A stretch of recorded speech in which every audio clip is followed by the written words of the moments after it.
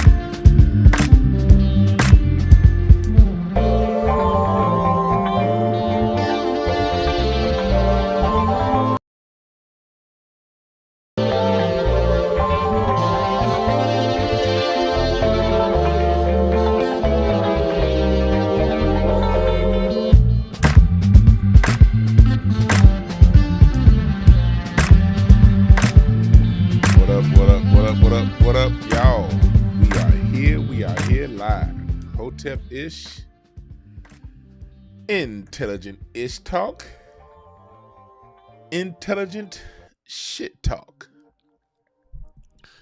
where we bring the profound and the profane, news and shit talk. People think just because you give information and news, you're supposed to be some straight ahead, straight laced weirdo motherfucker. No. Information's also supposed to be fun. You dig? What up, Big Bank? Take Lil Bank. What up, Ibo? That's my dog, Ibo, comedian, funny ass motherfucker too. What up, New Cage? Try Hippie, Midnight Green. Emmanuel Heath in the building. Goldie.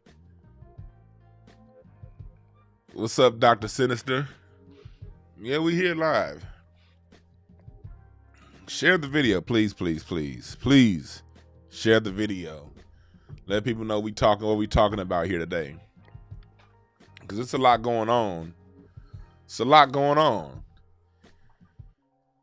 What's up, Nikki? What's up, Guru? It's a lot going on right now these days. You know what I mean? And y'all seen this week on social media. Social media done gone from one black man getting killed to people celebrating over George Floyd's the conviction of Chauvin, to this sister that got shot by the police while holding a knife. And on my timeline, that one with the sister holding the knife has been getting the most debate, because you've been having everybody, talk about what they would have done. Let me tell you something, man. Whenever you're assessing an outside situation that has nothing involved, that has nothing to do with you, What you would have done is irrelevant. You're not a trained marksman cop. You're not a so-called trained professional in that profession. So what you would have done as a damn tow truck driver is different than the burden someone who voluntarily signs to become a police officer would do. But we'll get into that. We'll get into that. People been arguing back and forth. And what I've noticed is with all this arguing, it seems as if black society is on a perpetual seeking justice hamster wheel. What's up, brother love?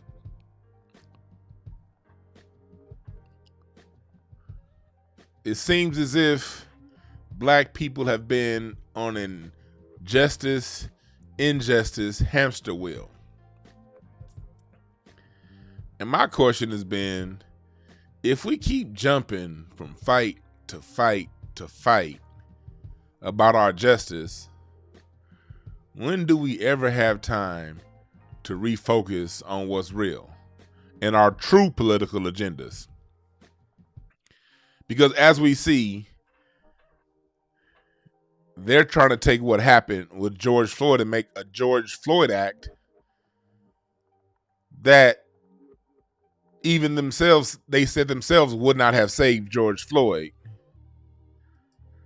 It's just basically a do-nothing law for us to giving Asians $50 million in their own anti-Asian crime bill specifically for them.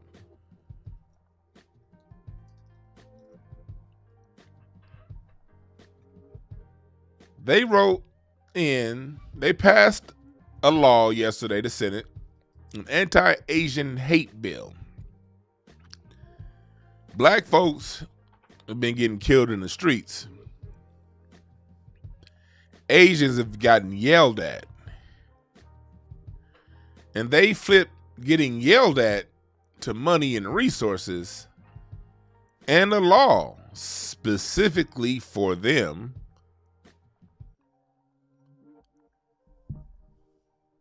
While black people get an act in the name of someone that doesn't represent the name of a black person, but the law itself doesn't specifically protect black people from harm.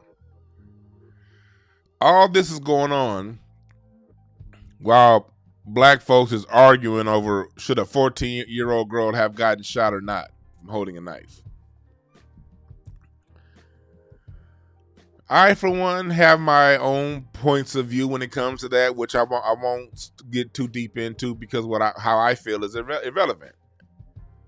Because I'm not the one that's involved in the case. But what I will say is this. I'm never going to play devil's advocate for a cop that shoots a black person. Just not going to do it. No matter how I see it. They never play devil's advocate when it comes to us. And my mind, my head, my ears, my mouth, I cannot out-devil a group of devils. So why would I advocate and play advocate for some devil-ass cops? I don't give a fuck. If I have something to say about that, because I work with children, I do have opinions on how the father handled that situation. I do have opinions on everything that went on, but I'm not going to advocate for a fucking cop. Because I see these cops all the time find ways to de-escalate white men and white women with dangerous objects in their hands without killing them.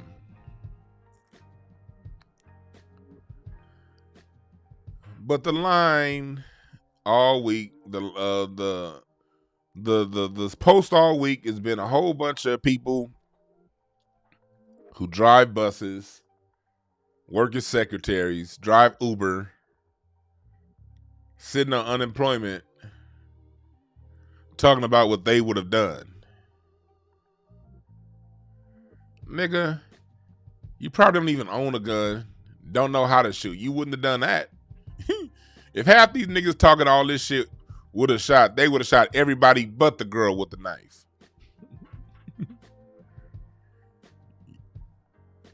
You sorry shooting motherfucker, you.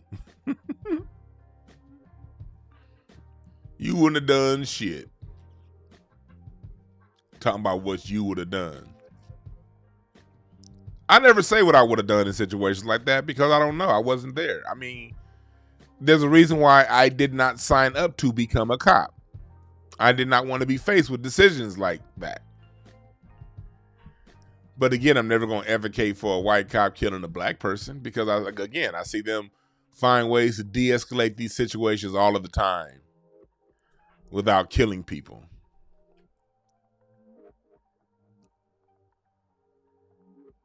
Niggas love playing. I don't get black people playing devil's advocate for white people. I don't get it. What does your black ass gain out of considering what a white person felt, a white cop specifically, about murdering somebody? You two motherfuckers don't think alike.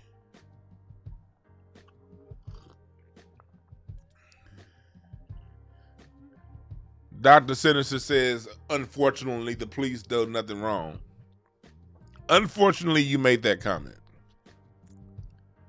Because like I said before, white cops always find ways to bring in white people with weapons without killing them. It should have never come to calling the police. Yes, how do you know what it shouldn't have come to? You weren't there.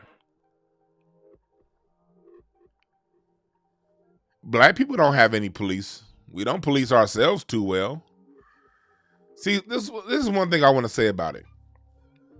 When it comes to America, we have to go with the system that we're giving. And if you want to change it, we have to, as a people, do what it takes to change the system. What does that mean? I see a lot of black people running around saying, don't call the cops, don't call the cops, don't call the cops. Okay, cool. So what enforcement mechanism have we built in our communities to replace calling the cops?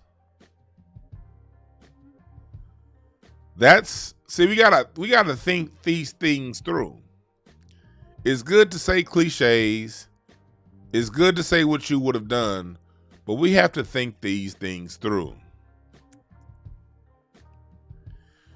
I'm all for not getting the cops in our business.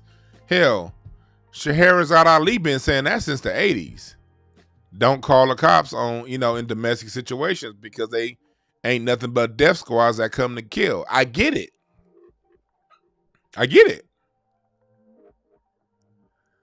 But what are we doing to police our own neighborhoods so we don't have to call the cops? It's good to say not to do something, but if there's no replacement for what you're telling people not to do, now we're just kind of shooting in the dark.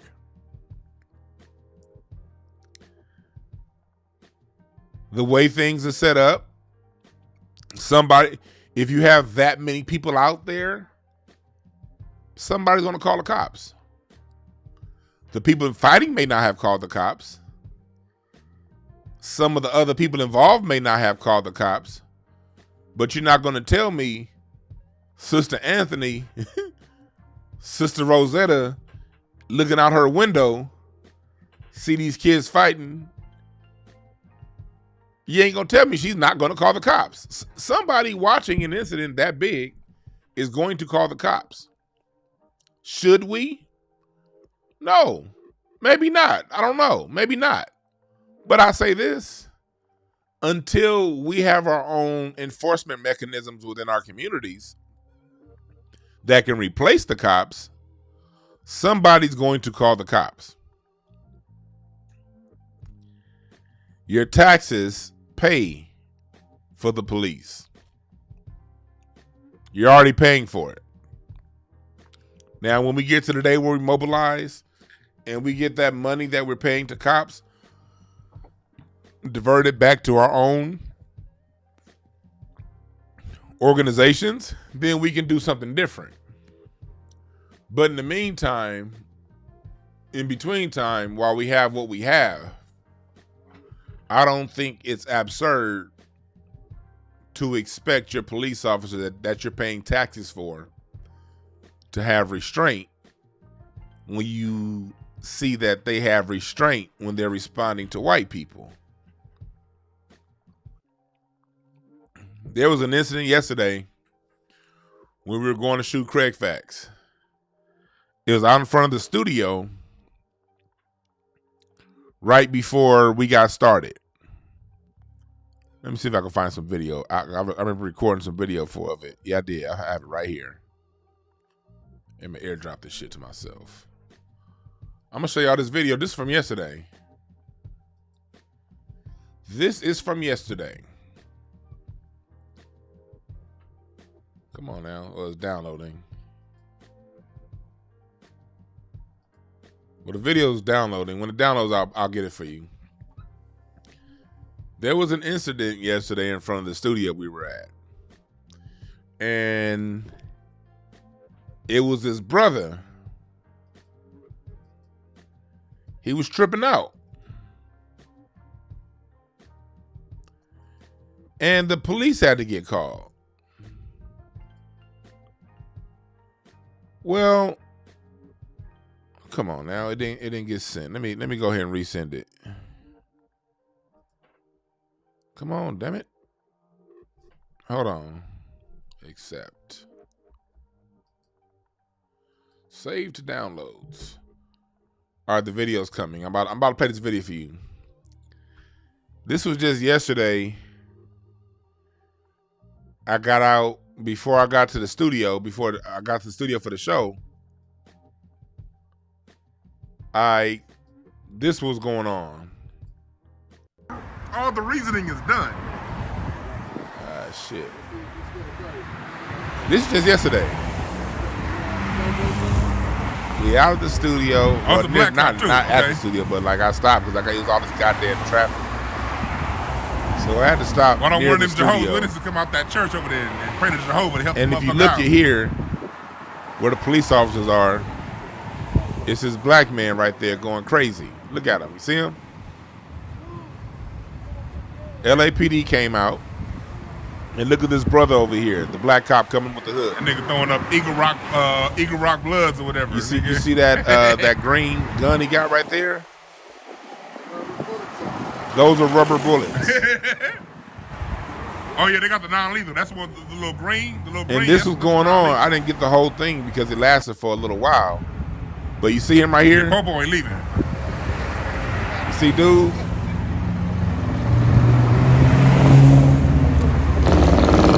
They brought a black cop out for this one, and he came in with the non-lethal rounds. So as this incident kept going, homie basically got subdued with non-lethal rounds. He got subdued with non-lethal rounds. The police have a lot of toys at their disposal when it comes to de-escalating situations. You feel me? The police have tons and tons of toys at their disposal when it comes to de-escalating situations. Use of force, of lethal force, should be the last of which those tools are used. I'm not saying they should have let that girl stab the other girl. What I'm saying is they have a plethora of non-lethal weapons that they can use to subdue an aggressive person.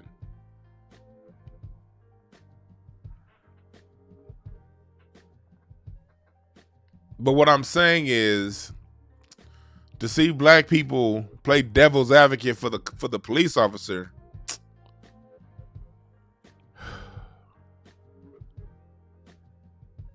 shows we have a long way to go. I'm not judging those who were playing devil's advocate for the police officer. I'm just saying we have a long way to go as far as getting on code. We had the George Floyd, Derrick Chauvin trial, where Chauvin was given 3 convictions. And not before that trial was over were we talking about this girl getting stabbed. And then we had the situation in North Carolina.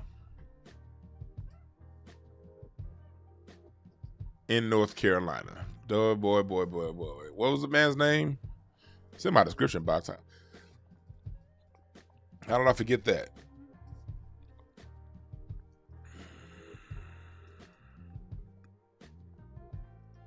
What was his name?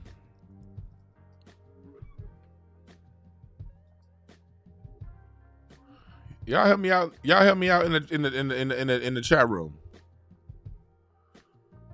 I don't want to get that brother's name wrong. The brother that was killed by the police officers in North Carolina. And Andrew Brown.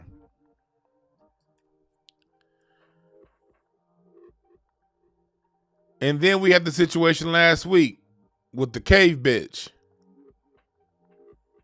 who said she thought she had a taser.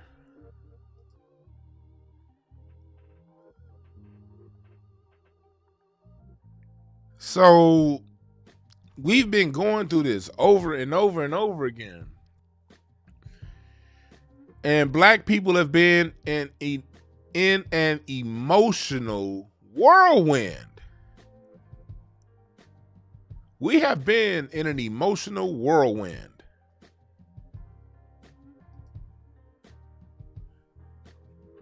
Looking at all the trauma going on with us in the media.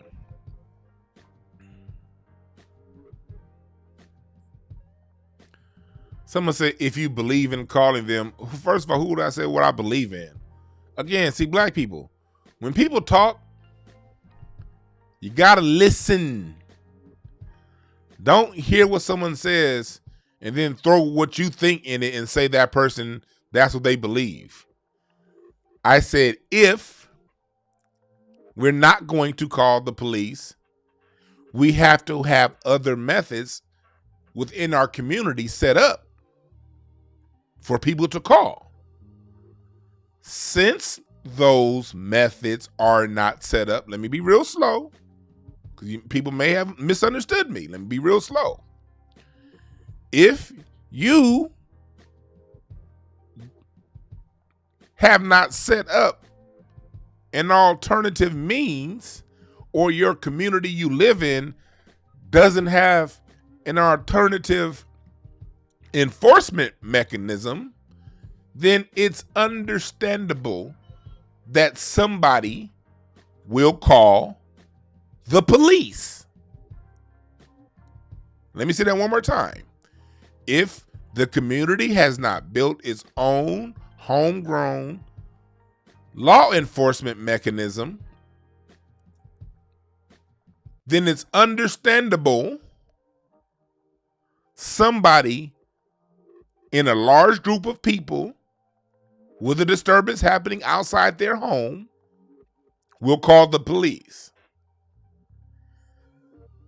So, since we understand somebody is going to call the police, and we all pay the police's salary, again, let me say that one more time. We all pay the police's salary. We all, as a black person, you forget you pay taxes too, right? You pay their taxes. it is reasonable for you to expect them to use non-lethal means of subduing aggressive people. Why do we expect this? Because also with our taxes, we pay for rubber bullets, we pay for tasers, we pay for bean bags, we pay for non-lethal force the police officers can use, and these same police officers generally seem to be able to find those non-lethal methods of subduing a criminal or someone doing wrong when they're not black.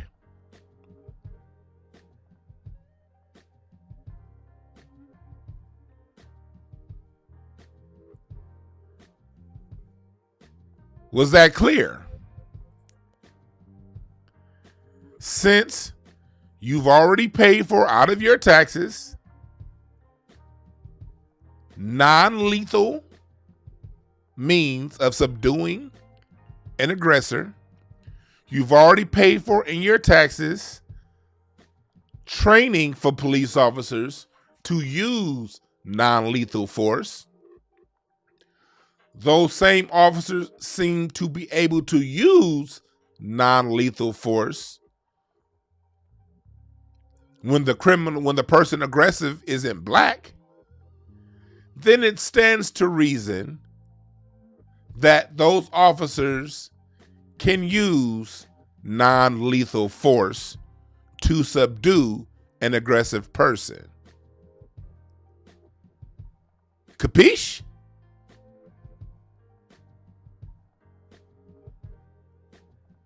Now, I don't want anyone twisting my words saying, man, you cool with calling the police.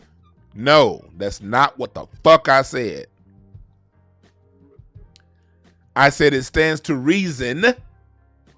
See, look, when it comes to life, people, I know y'all used to these black cliches. We need to do better. We need to get better. Fuck the police. What it is, no justice, no peace. We are great with these damn cliches. But do we ever think deeper than the slogan? We only can work with what we have.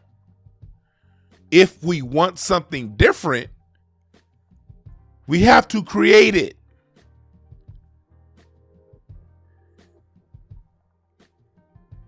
Let me say that one more time. If you want something different, you have to create it. So until that alternative means of producing justice is created and built within our societies, somebody's going to call the police. While everyone is paying for the police.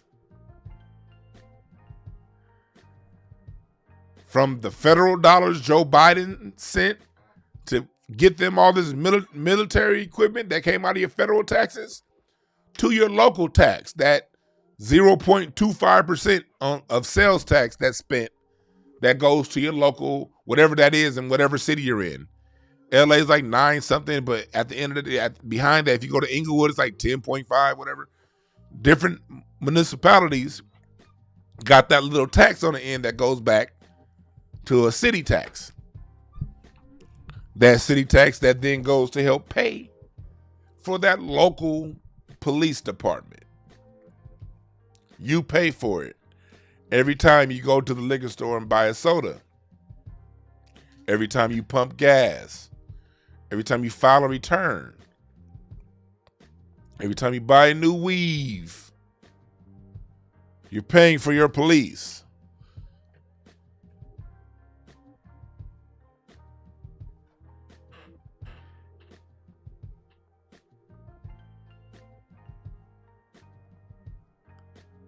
That's what I'm saying.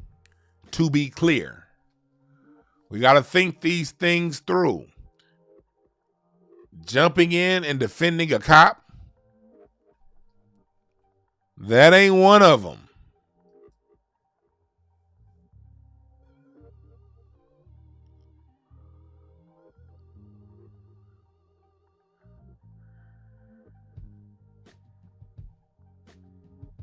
Some people just don't get it.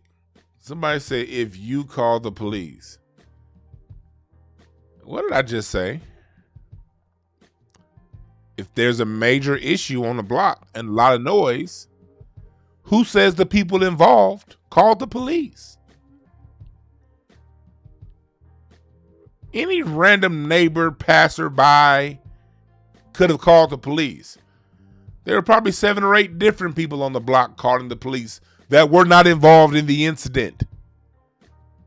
They just want peace and tranquility outside their home. And there's no local enforcement mechanism that we built from within to make sure that happens.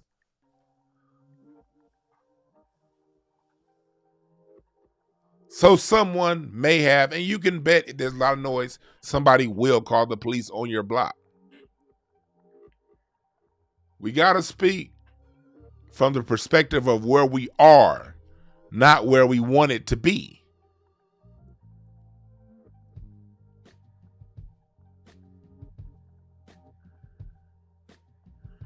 I'm not going to go as far as say no more lethal weapons for cops.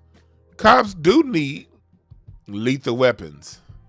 We're in a lethal society. The United States has more guns than people. It would be nice that if cops didn't have lethal weapons like over in the UK.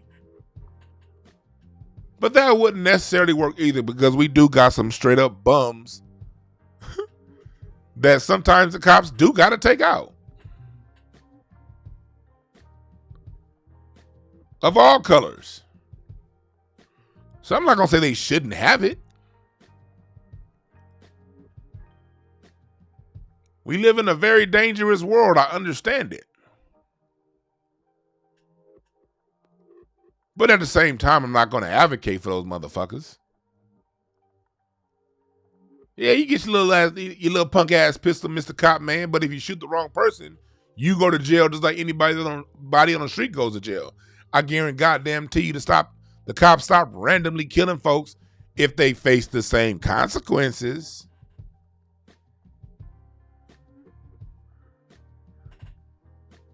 The problem ain't the guns. The problem is the people holding the guns and the mindset of the people holding the guns. That's something that we can fix. Because every police officer know which one is the asshole that likes shooting people. They all know. It'd be the same cop that be having a rap sheet 2 miles long. It'd be if a precinct got 30 people, it's usually a gang of 3 or 4 that are the killers. Everybody know who they are. But if you say something, the supervisor might get your ass. That's the part that needs to be rooted out.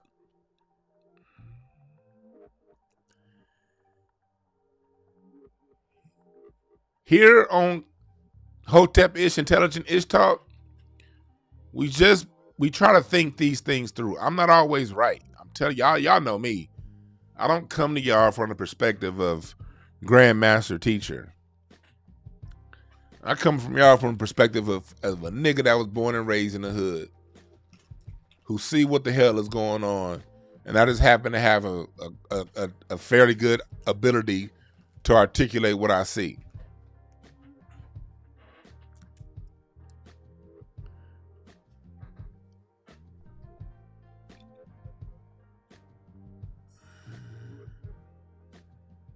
Somebody said reparations is not just about money. I'll never start a conversation like that. Reparations is money, goddammit. Got to make that very clear.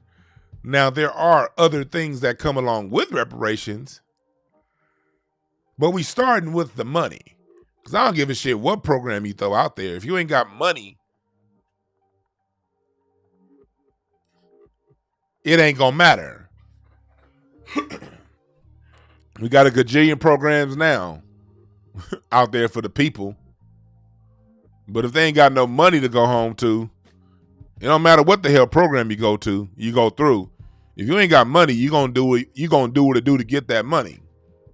And if you go without money too long, some people are gonna fall back and get on whatever drug or whatever it was, or whatever they need to satiate themselves from poverty. So you don't never start a reparations conversation with we don't need money. Now we need other things in addition to money. Yes, very true. But you don't never start off what you don't need or what's more than. No. The center of reparations is money. Period. Point blank. Unapologetically. Cash. With your black ass. That's why I got these new shirts I just made. And new fitteds. I'm not fitted. These are snapbacks. Reparations now, snapbacks live on my website right now. Reparations now t-shirts. It's coming in men and women sizes. I got these two t-shirts and a hat. Somebody in the chat room last time was like, yeah, me and Joe Fox was talking about that reparations now. And somebody had said that shit, and Joe was in the chat room last show. I was like, nigga, let's do that shit now. Joe hit me up with the design. And I'm like, yeah, we gonna go with that. Reparations now t-shirts. Salute to the people in the chat room. Available right now at hotepish.com/apparel. Reparations now. We let these motherfuckers know. Reparations is cash. The rest of that shit, we could talk about the rest of that later. We could talk about the programs too. Yeah. We need programs. We definitely need programs. We definitely need programs. We do. But we'll talk about those programs after you run that money.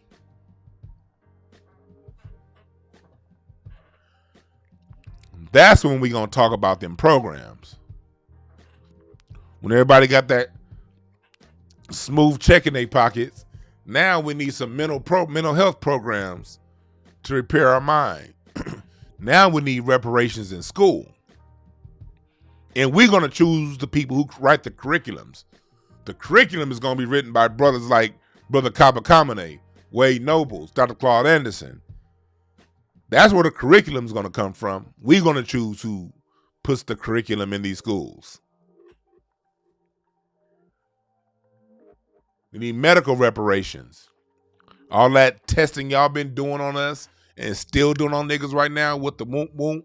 I ain't gonna say what it is. Y'all know what it is. They like taking out videos. I was talking to Dr. Randy Short about this the other day because they took down Dr. Randy Short's video. And I know that and then they also took down a video last week from Brother Rich, Black Magic 363. Shout out to that channel. I love that channel. Brother Rich. They took down they shut his channel down for a week just for saying some things about the Wompty Wamps. Y'all know what the Wompty Wamps is. Y'all talking cold about the Wompty Wamps because they serious about silencing people who talk about the Wompty Wamps.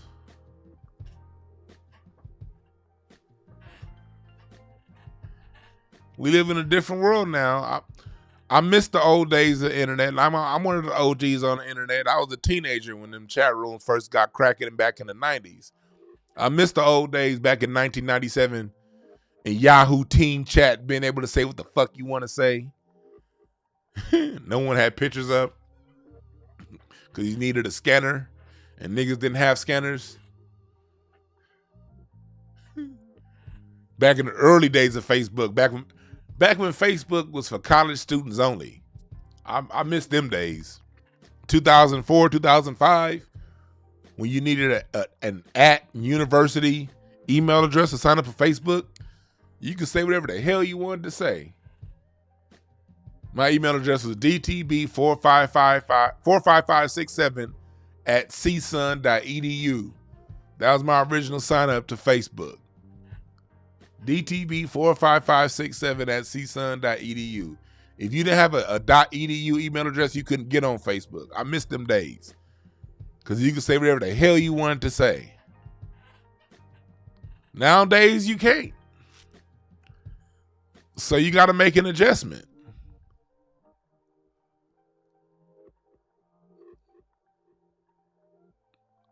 You're right. They took down Corey's video. I was talking to Kamira about that.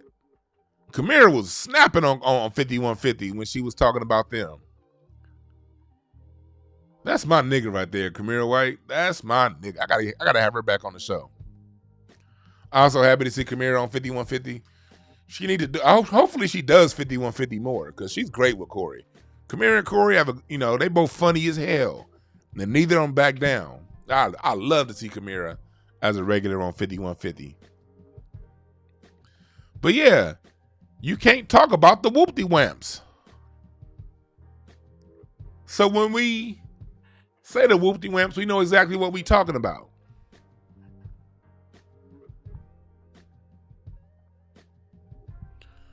Harvey, I love you, my brother, but here in Hotepish, Intelligent Ish Talk, we don't speak so negatively.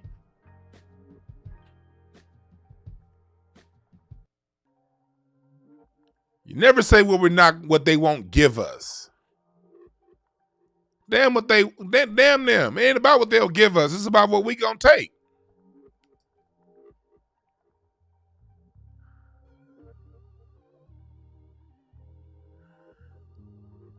It's not about what they will allow. They're not that powerful. They really aren't.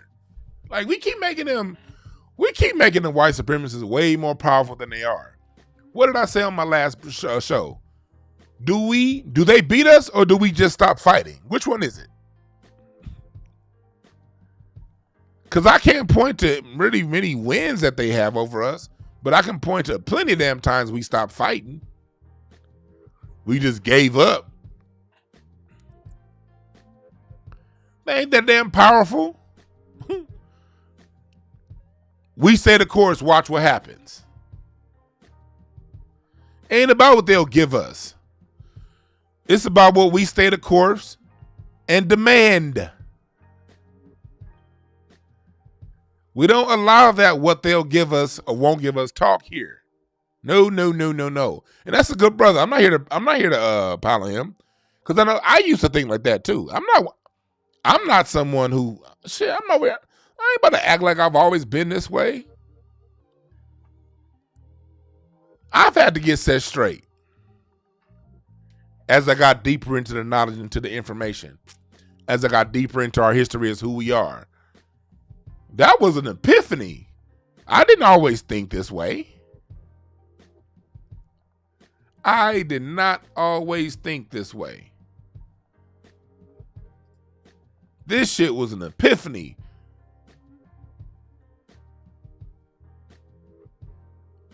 After years and years and years and years after years of thinking a certain way, it was through my studies, it was through me really digging down in my history that one day I realized, hold on. These motherfuckers ain't never beat us in shit. We've come to agreements. There have been times we've come to agreements and stopped fighting and allowed them to. And while we over here on some gentleman agreement shit, thinking that everything is all done and cool, they doing some subversive shit to undermine us. Now that's happened a lot.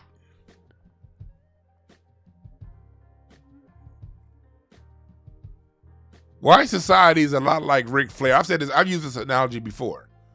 White society is a lot like Ric Flair. Y'all remember Ric Flair? Ric Flair be cool. He be getting his ass whooped the whole fight. The other fighter has Ric Flair down. Ric Flair falls on his knees. Y'all remember how wrestling used to go for those who used to watch wrestling back in the day? Ric Flair will fall on his knees, put his hands up. No. His shag shaking over his neck. No. Oh, no, we're going to be friends. And then Ric Flair would stick his hands out to shake hands. Like, okay, no. I'm done. I'm going to give up. And then the other wrestler ease off, turns his head, looks at the crowd. And the minute the other wrestler turns his head, looks at the crowd, Ric Flair, boom, socked him right in the nuts. Knock him over, put him in a figure four, boom, wrestling match over. Ric Flair wins. Ric Flair is an illustration of how white society works. They're never the best. And they oftentimes get their ass whooped. But every time we get to the point to where we can finish these motherfuckers off, we look at the crowd, and the minute we turn our head, they punching you in the nuts.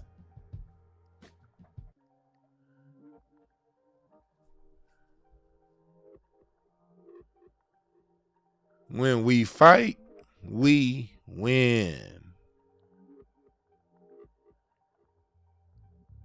When we fight, we win.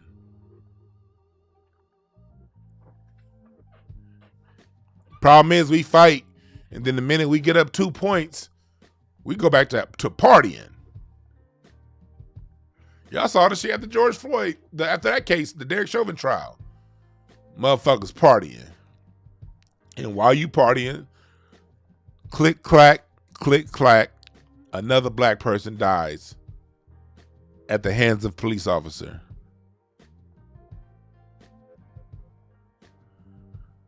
We gotta know where we are, man.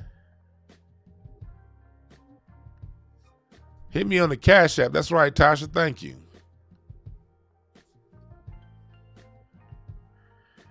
And get one of these, get these t-shirts. These Reparations t-shirts is dope. And so are the snapbacks. Get yourself a snapback. Reparations now with the money bags in it.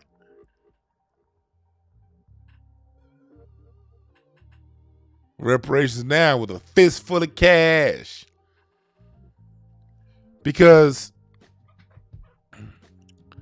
one thing I want to stop doing is I don't like to pile on black people too much, but it's a lot of things we do have to get right. There's just a lot of things, there's certain things we have to fix. Because we do a lot of the right things, but we don't do these right things the right way sometimes. I like our political involvement. But can you imagine the day our political involvement requires a tangible and not a feeling? Ooh, Master Joe makes me feel real good.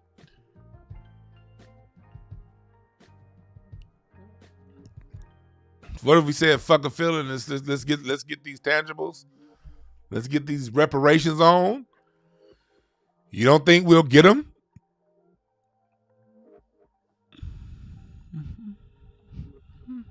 We've never had a sustained reparations fight that's gone on any more than an election cycle. This reparations fight black people are on now that we've really started to push since 2016, 2017. This is the most sustained effort that we've had towards reparations than I can think of. And I'm saying I know history very, very well. I'm not saying I know it all. There could be something that I'm missing. But from my studies, this period between when Trump got elected till now, this is the longest we've ever kept reparations at the forefront of our political agenda. Yeah, we were sold out by the baby boomers in 2020 when they just couldn't take the heat and voted for Massa Joe. But the rest of us on the grassroots, the people who are going to be voting and being politically aware long after the baby boomers die off, we have not stopped the fight. So what we see right now is this white supremacist government getting very reckless with the shit. But what happens to a wild animal as it's dying? As a wild animal is dying, it's at its most dangerous. White supremacy is at its most dangerous right now because it's dying. Why is white supremacy dying? Because black people, day by day, are no longer accepting it. All power dynamics have a balance. Let me say this one more time. All power dynamics have a balance. White supremacy can only exist in a world of black inferiority. I'm not saying we are inferior, but far, far, far, far, far too many of us think that we are. So a system of white people think they're superior and feel superior and act superior through use of implied law, it can flourish in that environment. When the people that you're acting supreme over acquiesce and bend over, see, people can only stand on your back if you bend over and allow them to.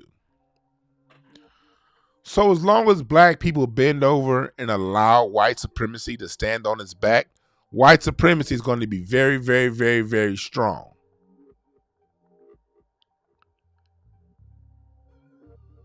But over the last 5 years or so, really since it started with Trayvon Martin, but it really started to take steam when Trump got in office because we knew that degenerate wasn't shit. Like, y'all be thinking just because I don't like Biden, I fuck with Trump. Fuck Trump. I don't like that. I never liked Trump. I didn't like Trump going back to the 80s. I remember as a kid, why is this dickhead always on TV? This orange head motherfucker, why is he always here? Every time I watch something, you got to see Donald Trump all throughout the 90s. Who the fuck is this? Get this motherfucker off my camera. I never liked him. But I did like what he did for us politically. And what did he do for us politically? He gave black society an easily identifiable enemy. And since he's been in office and now since gone out of office, we've been doing a great job as a people of getting on code. Slowly, but surely. We are standing up. So just through the act of black people standing up, white supremacy has to fall. That's why they're rallying and passing specific laws for Asians, giving $15,000 apiece to illegal immigrants in New York.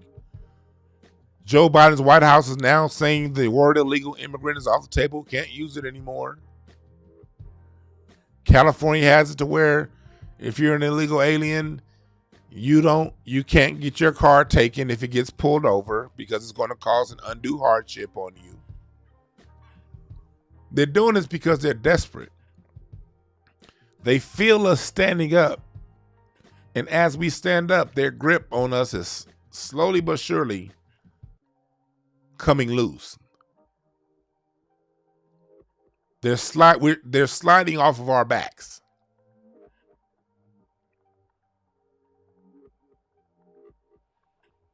Reparations has been getting talked about. They threw that HR 40 bullshit down. We know HR 40's bullshit, and we won't accept HR 40. But god damn it, the only reason why HR 40 came up, some shit that's been around since 1989. Think about this. HR 40's been around since 1989. John Conyers legislation. It's getting voted on in 2021 because black folks won't shut the fuck up. We won't. We like, no. Fuck that. We want our reparations. So they're throwing HR 40 out there. And we know HR 40 ain't shit. And we let them know. There's a lot of black people like, nope, HR 40, take it back. Got to tighten it up a little bit. Because that comes down to negotiations. Just because they offer it, don't mean you got to take it. You got to negotiate some of these things. So HR 40 is their play. And for the most part, black people are rejecting it, saying, nah, I'm good. We need money, cash, in my hand. Now. So if we continue down this path, you mean to tell me the most powerful people in this nation, the people who create the culture of this nation, the genius of this nation, the morality of this nation, the beauty of this nation, foundational black Americans, you mean to tell me we ain't gonna get it? The fuck out of here. We have no choice but to get it if we stay the course. And that's why today's broadcast is talking about where do we go from here. Because this whole week we've been bombarded with death on top of death, whether it be acquittal of somebody dying or a new person dying.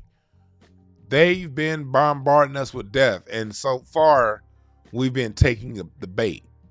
Let's stop taking the bait. Let's refocus. This is time for us to refocus.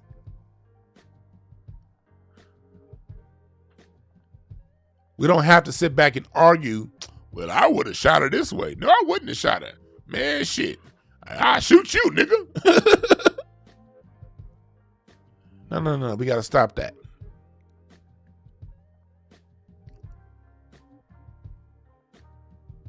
If they want to talk to us,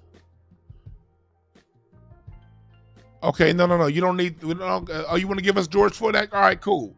But what about them reparations, though? Oh, you want to give us you want to acknowledge us and say, oh, thank you because of your life, Nancy Pelosi, because of your life, George Floyd. We can, okay, but what about them reparations, though? See, what they're doing is they're bringing in all of these extra immigrant. They're writing laws specifically for Asians because what they're trying to do is the Democrats are trying to create a new voter block for themselves.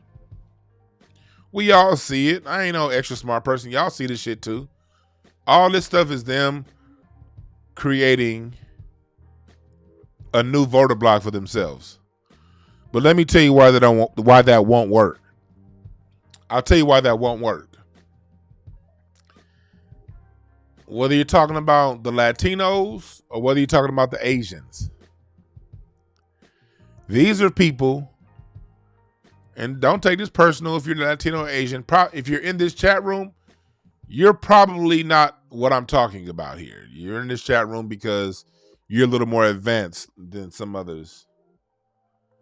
But let's just tell the truth. Most Latinos and Asians have been conquered already. They don't give a fuck about changing the system.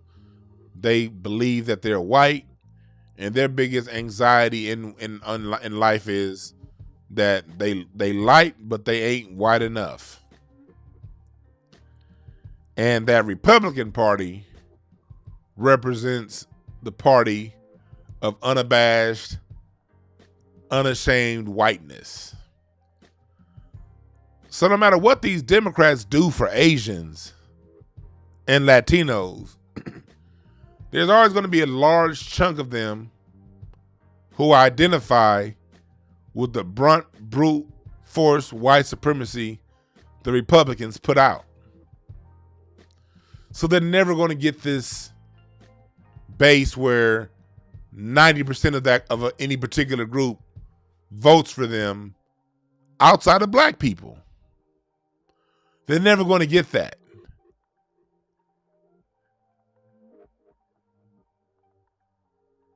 These new people coming into the world, into the United States, they gonna split the vote right down the middle again. For the ones who do vote, a proportion is gonna vote Democrat, a large proportion is gonna vote Republican, and a large proportion won't vote at all. Which is going to lead them where? Right back to black people.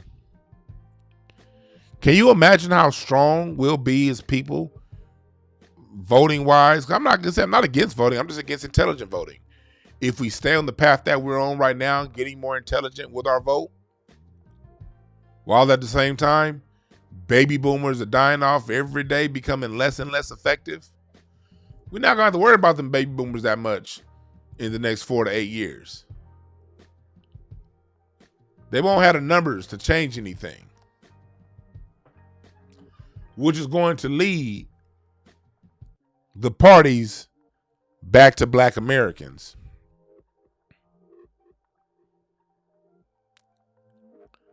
Because the rest of these hoes is going to be split on their vote.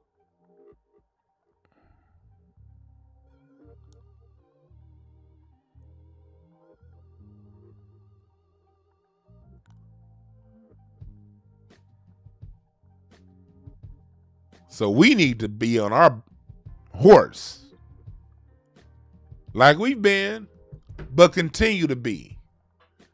Reparations now.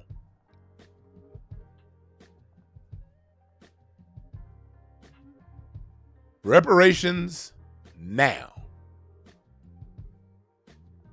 That's where we at with it. When they come around us saying we have a George Floyd Act, we need to have, black folks need to have like Tourette's. We don't know any other word but reparations. That'll be our tick. Hey, black community, we just got a new program, reparations. Hey, black community, we just find the George Floyd Act, reparations. Hey, black community, we just got together and we're going to the black and brown reparations. And don't say brown, reparations. Hey, black community, hey, I'm a new Maxine Waters. I'm voting again. I just bought 2 new wigs and I know it look like a Muppet from Fraggle Rock, but I need your vote. Reparations. Hey, black community, it's Kamala Harris again. Hey, big head, I'm no longer Indian. I'm running for president now. It's 2024. Joe's too old. I'm running for president. Reparations, bitch. Hey, I'm Cory Booker. I'm no longer gay again. I'm with Rosario Dawson and Dwayne Wade likes me. You need to vote for me. Reparations. Oh, I'm LeBron James. I'm stomping LeBron. I'm LeBron James, man. I need you to go out and vote. Hey, LeBron, I got a question. What is it? Is who you telling us to vote for giving us reparations? No, man. Shut the fuck up then. Reparations.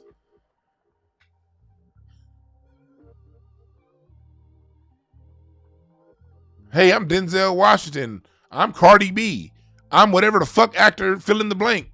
I need you to get your hole to the poll, and in 2022, we need to swing the House and go get full Democratic control. Reparations. One word.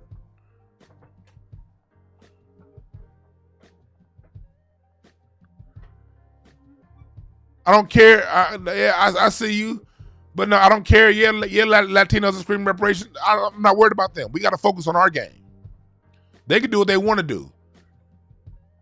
Only thing we need to do in respect to Latinos is stop including them in our shit. That's the only thing we need to do.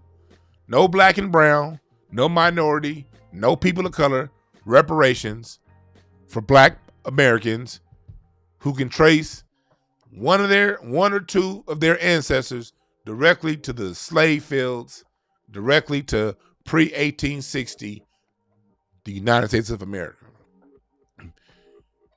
If one of your family came from Nigeria or the Caribbean, but one of them is straight from here, you get in it too. Because if one of your family members, if you can trace them back to the slave fields of North America or the times of slavery here in North America, reparations. If you can't, no reparations. That simple. Well, what if my family came in 1965 and we went through the struggle too? Hey, sorry for you, homie, but you got a home, you got a country that you come from that owes you. If you're from the Caribbean, CARICOM ain't giving us shit, so go holler at them. If you from somewhere in Africa and your family came here in the 1980s, we love you. Salute to you. You our brother. You can help us get reparations. And then you can help us, but no, you don't qualify. But if you can trace a family member lineage back, reparations.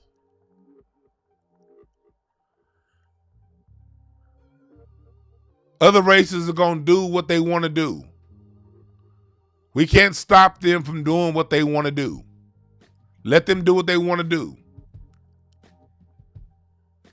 If they want to create a case for reparations on their own, separate from us, hey, we focus on ourselves. Reparations. Oh, we just found a new study that's going to. Does that study include cash? Shut up, bitch. Go back to the drawing board. Reparations. We'll start with cash, and then once we get our cash, we'll then stay on your ass for more forms of reparations. Reparations isn't a one-time thing. We get our cash, and then we'll be back on your ass. Okay, now we need on top of our cash, we've been spending all this money in the education system over the last 100 some odd years through our taxes. Now you need to give us some cash in that, and the cash is going to pay for our own education system, our own mental health, our own medical. Then we could talk some land. Because you got people saying, man, we just, man, I don't need no money, man. Just give me some land. That sounds like a motherfucker who's never had anything. Let me tell you something as someone whose family owns land in this country. Guess what? The land ain't shit without money. And let me tell you something else.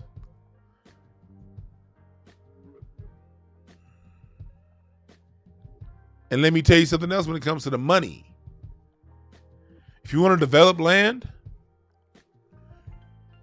you got to be able to pay for your own phase 1, your own phase 2. That's where they go into the ground and see if this poison or not. Pay for your architecture, pay for your structural design, pay for your permits. You got to get all shit paid for before you go to a bank and get a loan on building that land out. Now, banks will give you a loan based on just the value of the land by itself, but that won't be anything to really get anything going.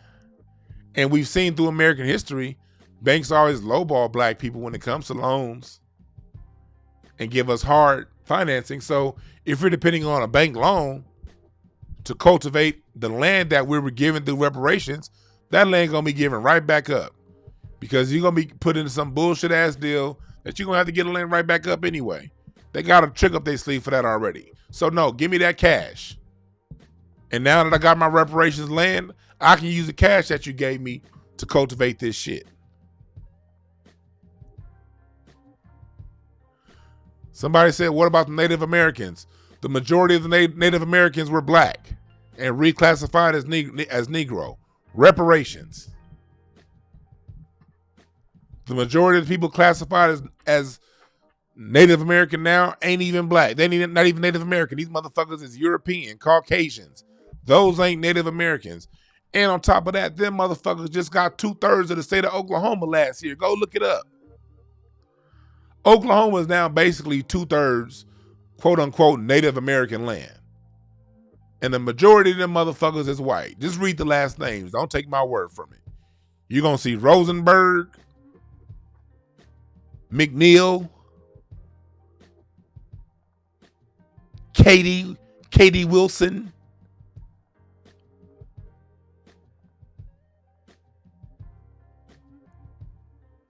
These motherfuckers is European getting Native American. So no, Native Americans, fuck that. No. Native Americans don't come and say, hey, what about all them black people we kicked off the rolls? What about all them black people that we assume their identity? They don't. They just got 2/3 of the state of Oklahoma. They didn't say, "Hey, let's share this with black people." So no. Damn the Native Americans. They can hold their own nuts.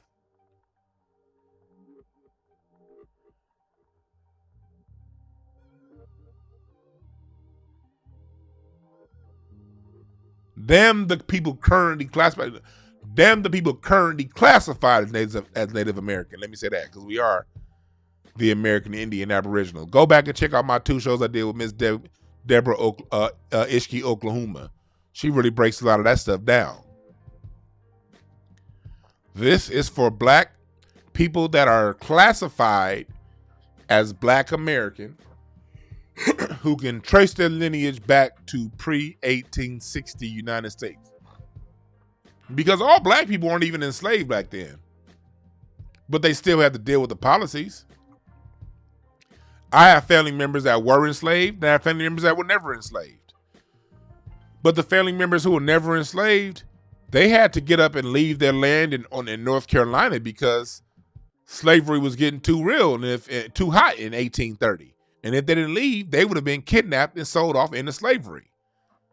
So they had to go and leave behind land that they owned for centuries and controlled in North Carolina, Virginia area. They were on that land for centuries, had to up and leave because of slavery or be enslaved and move to Indiana.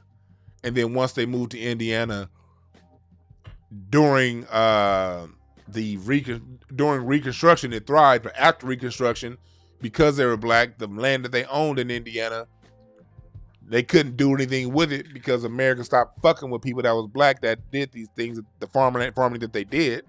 So they had to up and leave again. So yeah, even though they weren't enslaved, they're also on reparations.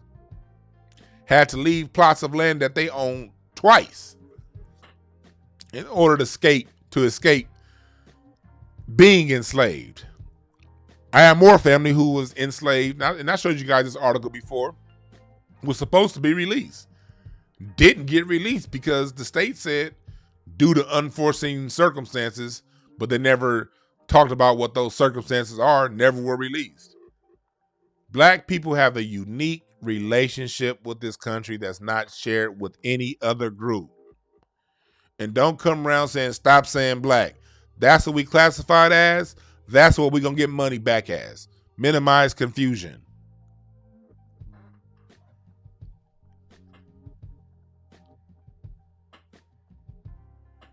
We need reparations for slavery, and then we need another set of reparations for Jim Crow. Because the way I say it, the way I see it, Jim Crow was a lot harder on us than slavery was. The slave couldn't own anything and build anything. During Jim Crow, we owned and built a fuck ton of shit that got taken from us. Every generation, the United States wrote in different laws that took whatever assets the previous generation accumulated. Reconstruction, we got on top. We started getting our own towns. Boom, Immigration Act to undermine that. No more jobs for black people in the places where they had jobs, because now you have to be part of a whites only union to get a job. That got really hit us hard in the 1880s, 1890s. We build the shit up. We build the shit back up. Boom. The 19 teens happened in the roaring 20s. Red Summer. Black people built their own towns. White folks come in, burn them down. Boom. We build it back up. Now, since the Industrial Revolution is hit, you don't need as much labor down south. All the labor jobs are now in the north, with the manufacturing jobs and all that stuff. So since there's no more opportunity down south on the fields, tilling the field, because the Industrial Revolution brought technology where you didn't need as much manpower, we were forced to move to the north and leave behind land that we owned and just leave it. The USDA admitted to, since 1920, selling black farm owners, specifically black farm owners, bad seed. So for those who did stay, a lot of their crops didn't grow in because the government purposely sold them bad seeds that wouldn't grow. We need reparations for that. We went to the north, couldn't get jobs in defense industry before in the defense industry during World War I and the early part of World War II. Couldn't get those jobs until A. Philip Randolph made that push in 1941 to get Roosevelt to get us those jobs. We get those jobs in the big cities. We build up a middle class. Boom. In the 1960s, 50s, they introduced heroin to us. A lot of us got on heroin, but we still survived and still thrived.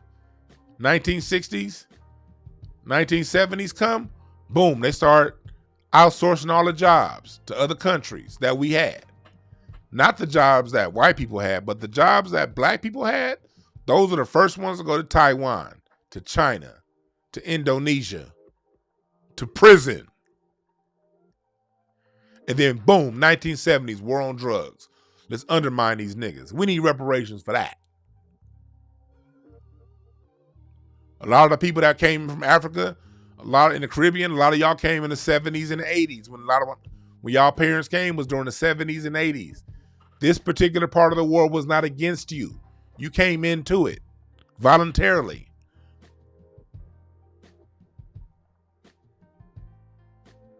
That war was targeting us. Boom, we build it, we kick crack, we get over that hump. 2003, 2004, highest home ownership in American history for black people. 2003. Boom, subprime loans, mortgages, targeting black family ownership.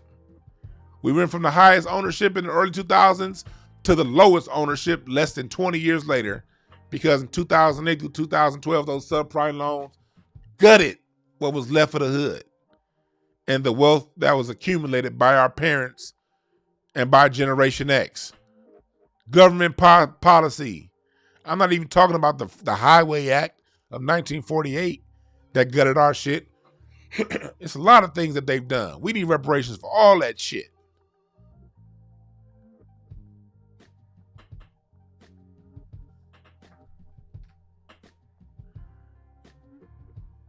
Somebody said, there's no damn plan B. The plan B is don't vote. If they don't want to give you reparations, then don't deal with them. It's reparations or nothing else. There's no plan B. Reparations, that's our political agenda. That's plan A. That's plan A through Z. That's our political plan A through Z. Reparations. Demanding reparations doesn't mean that you just stop and wait on the check to come. That's that bullshit that Piglet was pushing. Who's Piglet? Antonio Moore. I remember before he blocked me on Twitter a couple years ago. We can do this. We're not gonna get anywhere without reparations. And don't listen to Claude Anderson. We can't open a business because we're not good enough. We have to have reparations because we're not good enough to do it ourselves. I'm not with that shit either. No, in the meantime, you build. In the meantime, you create. In the meantime, you follow the 5 steps Claude Anderson laid out. You follow Neely Fuller's independent compensatory concept code. You build wealth for yourself. You build wealth for your family. You create it. We're not waiting on shit. But while I'm building, while I'm creating, my only tie, my only tether to politics, reparations. See, I know some people be like, I was having this conversation just last week. Somebody was like, man, we really don't even need reparations, man, because all they gonna do, well, if that's your mindset, sit your ass down and give me your check.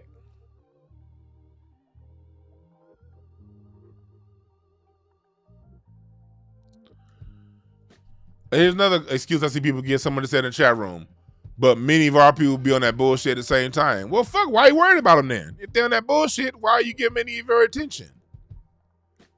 Another thing we need to stop doing, giving attention. Since when? We're the only society that considers the degenerate. We're the only society that considers what a loser who ain't ever done shit for themselves, won't do shit for themselves, won't ever be shit, does and considers. I don't give a fuck about these degenerates in black society. Let them sit on their rusty asses. I don't care. You've never needed everybody. Every society has its degenerates. You don't see white folks going around saying, man, but what about these meth heads? They're going to stop us from taking over the world. White people don't give a fuck about the meth heads. Let the meth heads be meth heads, while those who are serious about controlling the wealth and the resources of the world control the wealth and resources of the world. You dig? Can't no degenerates stop a focus group from accomplishing what a focus group wants to accomplish? 90% of people are followers anyway. 10% of us get on code, that's far more than enough. Critical mass theory. Look it up. Look up critical mass theory. All you need is a critical mass. I'm not going to worry about somebody that want to sit around and watch the talk all day, eating cereal, having 3 and 4 men come up in their apartment daily, running up through them. I'm not going to consider the thoughts of some nigga running around who want to put bigger rims on his car. Nigga, you live in a neighborhood down south. You can buy a goddamn house for $50,000, $60,000, $100,000, but you rather stay in an apartment and fix on your car and your sound system. I'm not worried about them niggas. I love them. They black. But I don't give a fuck about them. Those ain't gonna be the people that lead us to anything we want anyway. Why do I, as a progressive thinker, as an intelligent, independent thinker, as someone who wants the best for my people, why do I have to slow down because a degenerate can't see past getting a PlayStation 5? I don't have time to worry about some nigga that's more worried about flossing on other niggas. Because that's what a lot of these niggas are. Like Neely Fuller says, showing out. Niggas love showing out. Why do I gotta stop my reparations fight for a nigga who only won a Gucci belt? Let him get his Gucci belt and hang himself with it. I don't give a fuck.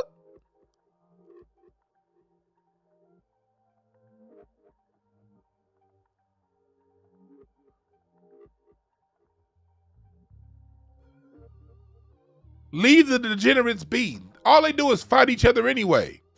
Y'all see these videos going around on the internet? Y'all see these videos? That's degenerate society going around shooting and stabbing each other. Let them have at it. Go ahead. If you think somebody hating on you, look, if you're coming from the mindset of, Man, but we got all these people hating on us, man. These people be hating on me. If you got all day to think about who hating on you, what the fuck can I do with you? What can progressive black society do with a nigga who's only worried about people hating on him? What can we do with that?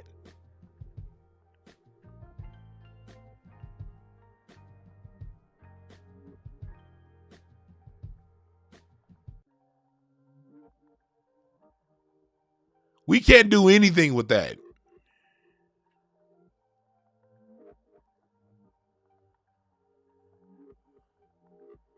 Those of us that are savvy, that have intelligence, that see things clearly, that have taken the time to wake up. And I'm not saying we're better than anybody. Nobody's better than nobody. But there are those of us who understood that we were miseducated by this bullshit ass system. And we spend our free time educating ourselves properly. That's why you're in this chat room. That's why y'all listen to Tariq. That's why y'all watch Hidden Colors. That's why y'all listen to different people out there online. Zoe Williams and these people, because you know there's more for us than what they give us on TV. How about we just worry about all of us on that vibration, on that wavelength coming together and taking what we've done to build ourselves as individuals and bringing those skill sets back to the collective. I'm only worried about dealing with people who have taken the time to build themselves up as individuals who can offer something to the collective. That's where shit gets changed. When you're dealing with a group of people who've taken the time to say, hey man, I used to think this way, now I think that way. Now, you know, that's where you win. When you as an individual take the steps of being a better you, cultivating your skill set, sharpening your knives personally, and then once those knives are sharp, bringing those knives to the collective of other people who've taken the time to build themselves as people and train themselves in skills that they can then offer back to the community of black people. That's who I'm thinking about. I'm not thinking of the person that's trying to find the next way to scam some cards off the government for unemployment. I can't do shit with that person.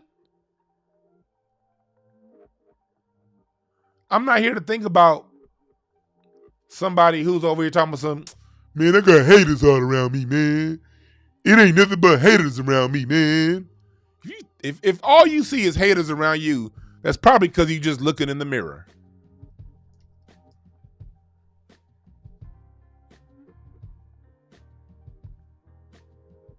Let me say that again. If all you see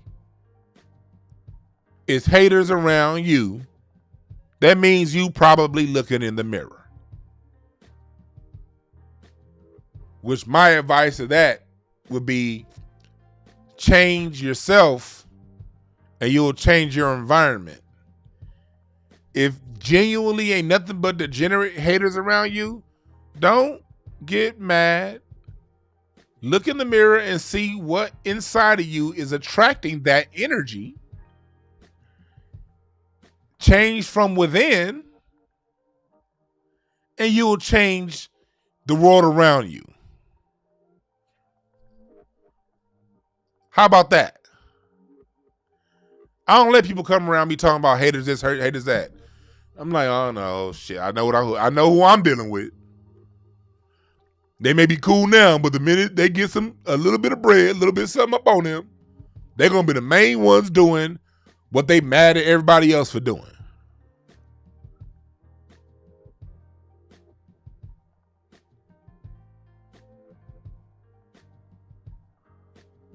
Remember this. In the Revolutionary War,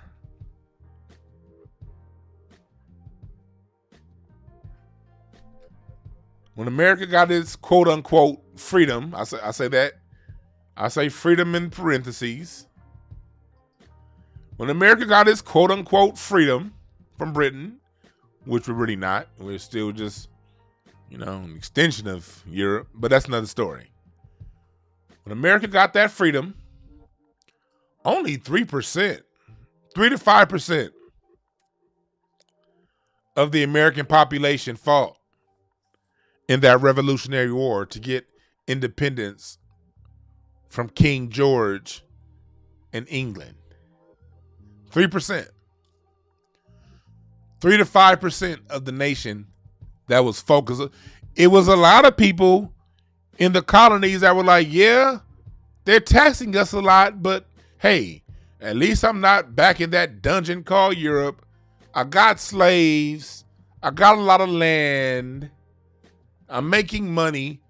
Why make hay? Yes, we would make more money if King George wasn't taxing us so hard, but hey, it is what it is. That's what the majority of Americans were on. It was only 3 to 5% of the people here in the colonies that said, man, fuck that shit. I don't want no taxes getting taken off my land. And they went head up with, at the time, the world's greatest army, which was the British Army. British Navy. Well, not the world's great, one of the world's greatest armies. It wasn't the greatest, but it was one of the world's greatest armies. And they won. They weren't sitting around talking about, well, old Roscoe down there in Virginia, man, he hating, man. All he want to do is pay taxes to the king. What we gonna do? What we gonna do about Roscoe? That ain't what they said. They said, man, fuck Roscoe. We still getting ours. You can learn a lot from those degenerates, man. You can learn a lot from these degenerates. A whole lot. They'll never come around me asking me what somebody else thinks or what the degenerate population feels like. I don't give a fuck about them. They don't have my best interests at heart, so I don't have theirs. Why should I consider what they think when they don't even have my best interests at heart? These are motherfuckers that are cool with getting the 9-to-5 job if they can get one, doing whatever master say do, putting their head down, won't say shit back to master, but let a black person say something they don't like, they'll cuss out the high heavens. I don't have time to think about them.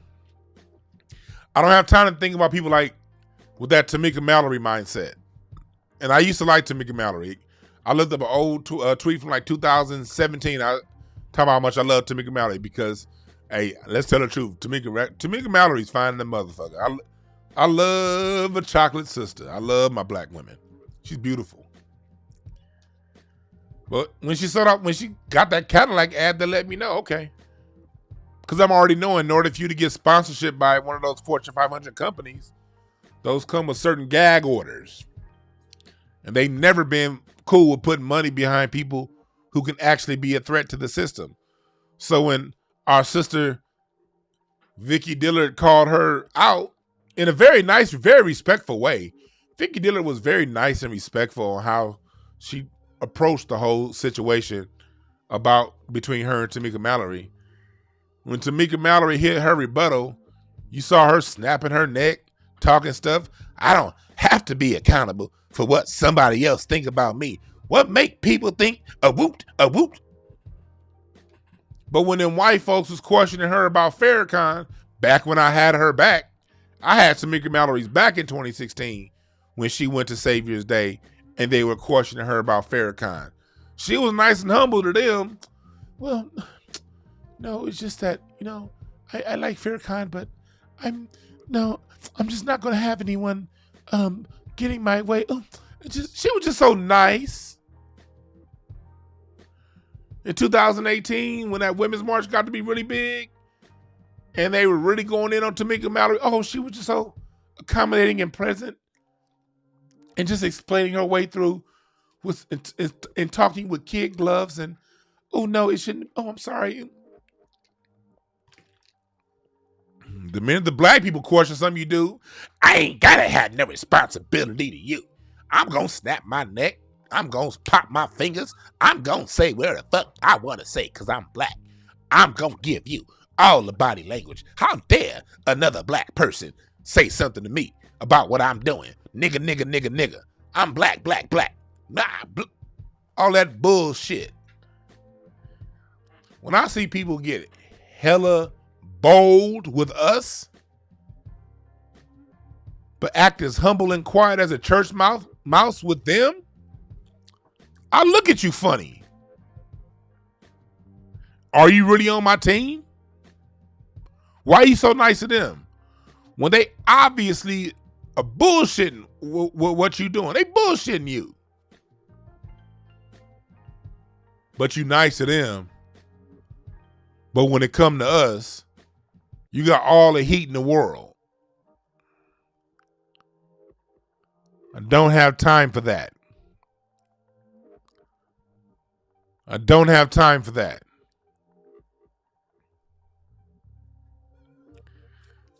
Solutions. Y'all know I'm always about solutions.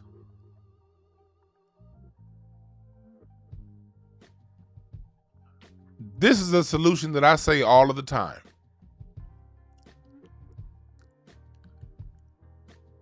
Treat other black people with the humanity, respect, and forgiveness that you treat white people and non-black people, Asians, Latinos. The way you treat them, give that treatment to other black people.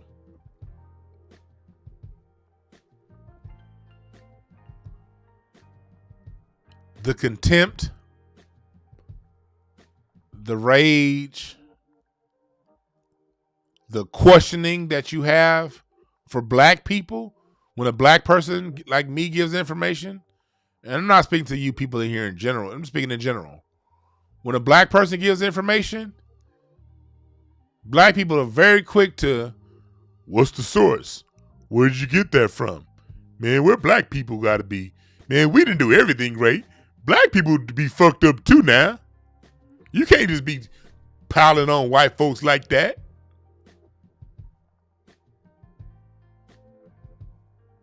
I'm gonna now give me that. What book was that?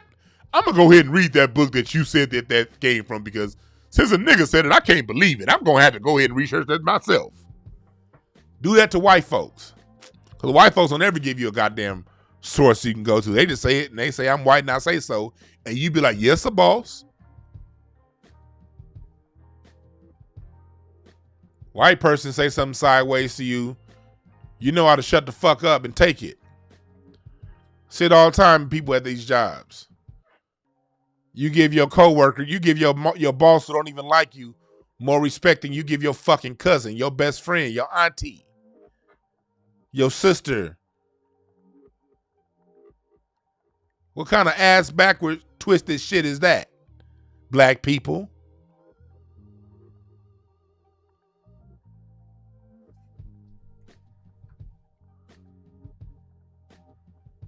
Treat them the way we treat each other, and treat each other the way we treat them. That'll solve some shit real fast, won't it? If a white person says something, look up every reference you can find and make sure that motherfucker telling the truth. If they say something, don't believe it. Look it up first. The same way you do niggas. How about that?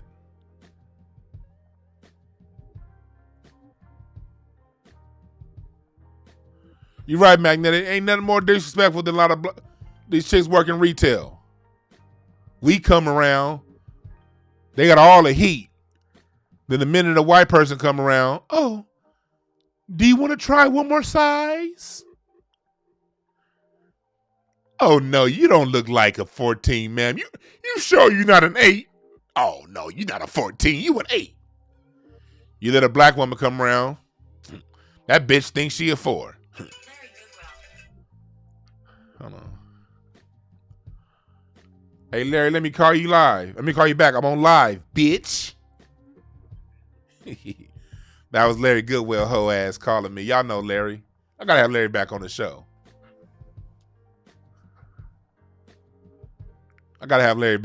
Shouts out to Larry Goodwill. But how about we treat each other with the same love we treat them? That'll change shit overnight. The minute a white person know they can't just come around and say something to us and us believe it, oh, that'll change they whole stilo real fast.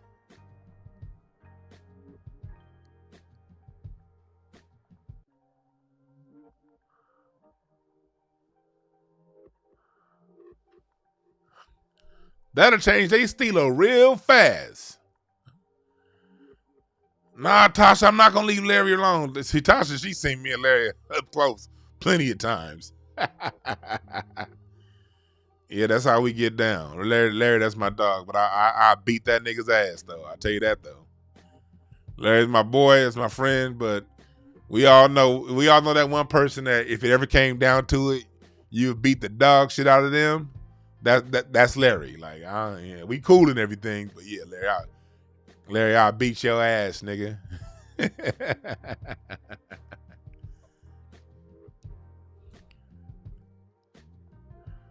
Ohio in the building. What's up, Brim Dog?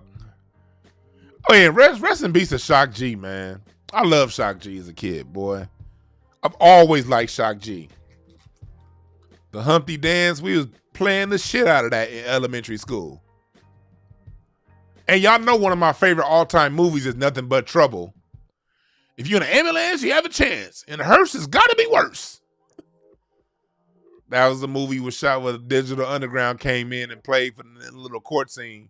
Tupac was singing same song. My dad used to like same song. That was his shit. He didn't like hip-hop. My dad fucked with same song.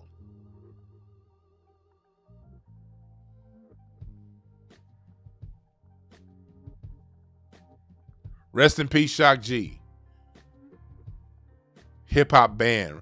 I remember when, that's how, for those that are maybe too young to remember, like people always talk all this stuff about, you know, Drake holding it down for as long as he held it down. And I'm not taking nothing away from him. But the industry was different back in the 90s, man. If they didn't renew your contract, if you didn't do what the fuck they told you to do, you didn't get your music put out. I remember like after like 93, 94, a lot of dope artists from the early 90s, whether you're talking about Digital Underground,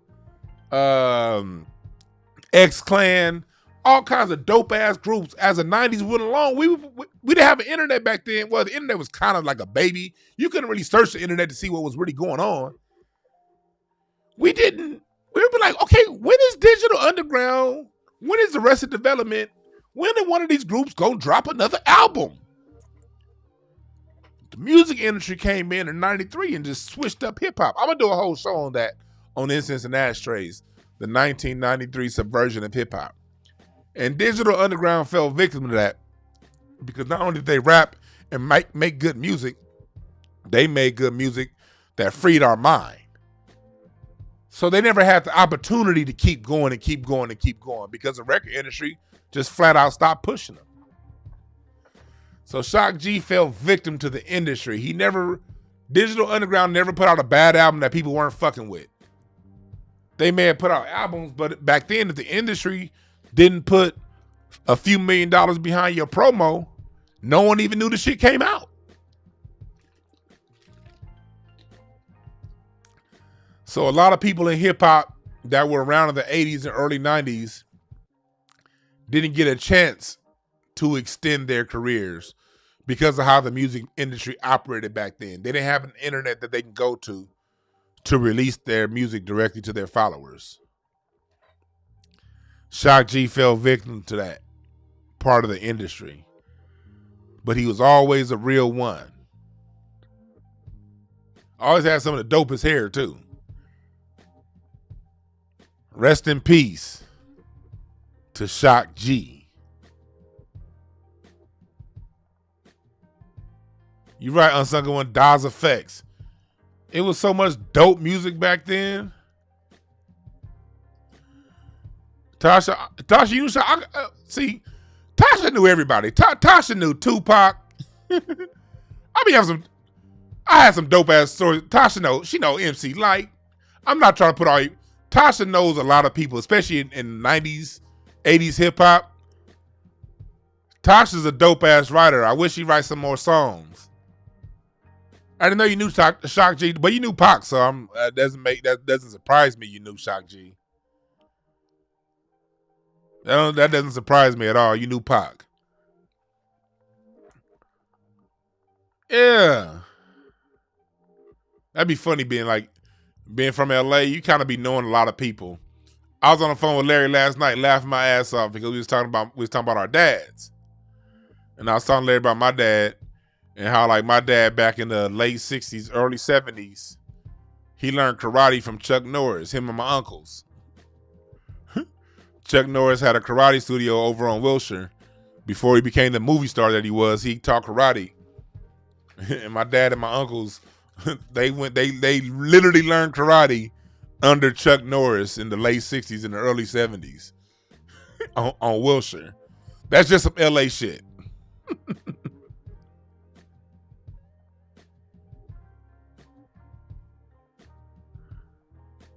That's just some LA shit.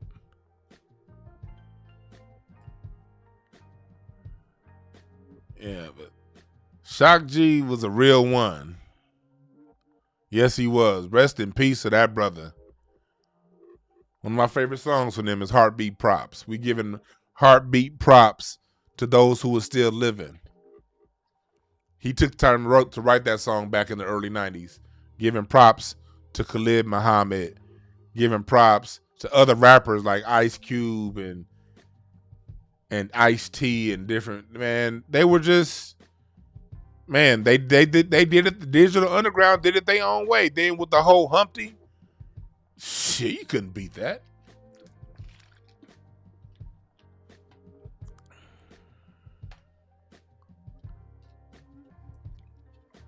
You couldn't beat that. Rest in peace, Shock G. But this is where we go from it here on out. It's time to refocus, black people. Because if we keep emotionally responding to every black person that gets killed by the police, we're not going to have any energy left. And it's depressing. This stuff is meant to put out, is put out there for the sole purpose of distracting us from our goals. They're trying to associate death with black, and we have to reject it. We still, and one thing I do like that we doing, black folks is showing up to these motherfuckers' houses. That's really all we need. Few of the young folks to show up to some houses, while the rest of us that aren't showing up to houses build and continue to build a society. So when those young folks are done showing up at houses, we have an economy for them to come back to that we've built. But at the same time, it's very good for them to know that, hey, you can no longer feel safe going back to your bunker neighborhood. Somebody might show up. Because one thing about these white supremacists, they some cowards. They cowards like a motherfucker. They do what they do, but they really don't want that fade. They never have. They really don't want that fade, and they never have. They don't want it.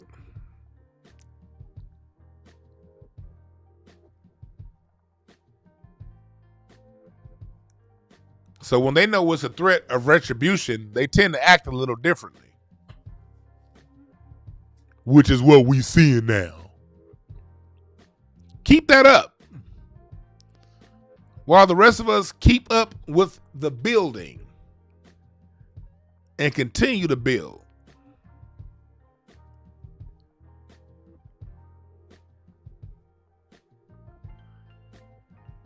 What y'all talking about in the chat room? I got a question. I'm gonna put a poll out there. What do y'all feel about me opening up the phone lines? I won't do it every show. If I do it, I'm not sure if I would do it. I really don't. I kind of like just running my mouth.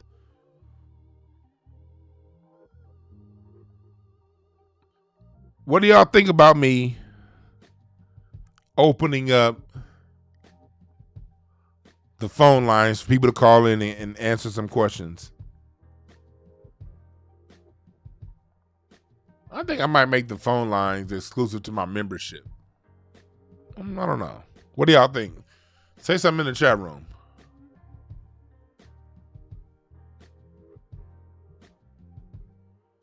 One person said yes. Let me know what y'all think in the chat room.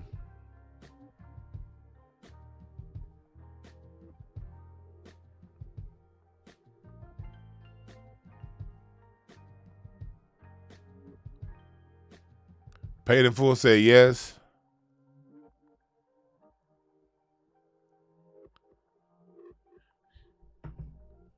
Tasha said, I'm unsure. Yeah, I'm unsure too, man, because Poppin said, good idea, at least a test run. See, Royalty Supreme, that's kind of where I am with it right there. Phone lines can be problematic, but I'll be hearing some of these. I'll be hearing some people calling into these other programs, and I'll be like, what the fuck were you listening to? He did not say that. They be going all off the rails with it. Group talk about Caitlyn Jenner running for governor of Cali. Hell no, I'm not voting for that thing.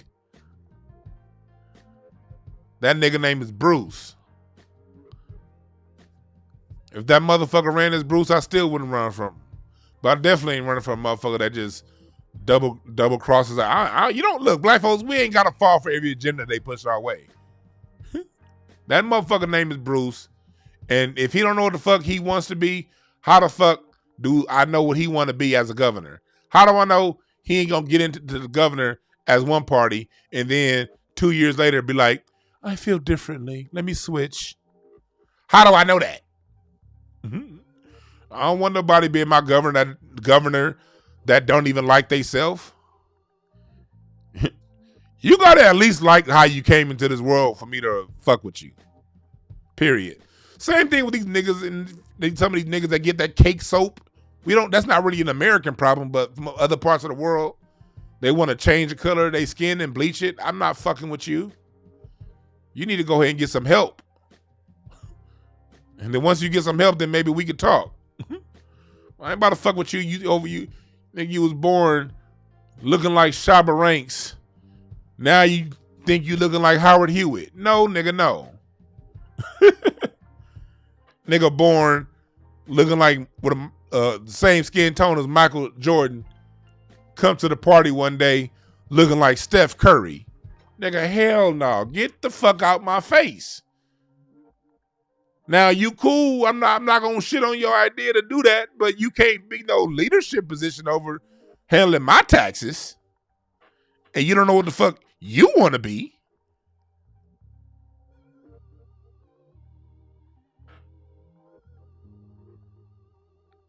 No. Hell, ain't Bruce Jenner the one that got in that car accident that killed somebody? Hell no. If Robert Kennedy couldn't get past the Senate in Massachusetts because he killed that woman in Chappaquiddick, I don't want the same goddamn rules for Bruce / Caitlyn. You kill somebody, motherfucker. No, you can't. No. You're not going to get the higher office. You've killed someone in a car accident. No. Nigga, you was on a Wheaties box as the men's champion. Now you want me to go ahead and vote for some motherfucker. I don't know who the fuck Caitlyn is. Who the fuck is that? And don't you still got your nuts, nigga? How you gonna say you switch, but like, nah, but I'm gonna keep the balls? Nigga, please. Gonna run as a Republican. 1 year into it, now you were independent. The next year, oh, now I've changed from being independent. Now I'm a libertarian. Did this motherfucker change political parties 3 different times in one 4-year cycle? Hold on, speaking of cycles, is this motherfucker claiming to be a woman but never had a cycle? You ain't gotta accept every bullshit agenda they throw our way. Laugh at this shit. No, I'm unapologetic about it. No, I'm not gonna vote for a woman who's never had a cycle. No, I'm not doing that. The thing that makes women unique is they can bleed for 7 days and not die. That's some miraculous shit. A woman can bleed for 7 days and not die. She may be annoying as fuck to be around for a couple of them days, but she gonna be good. Nigga, you can't do that. I respect women too much to fuck with a transformer that killed someone, that married a fucking Kardashian.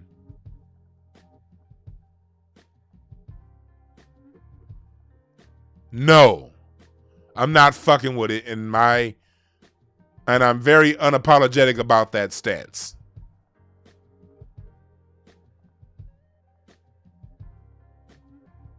Shit, women been dealing with shit, identity problems, because America has an all-out assault on the mindset of a woman, specifically black women, but he ain't black.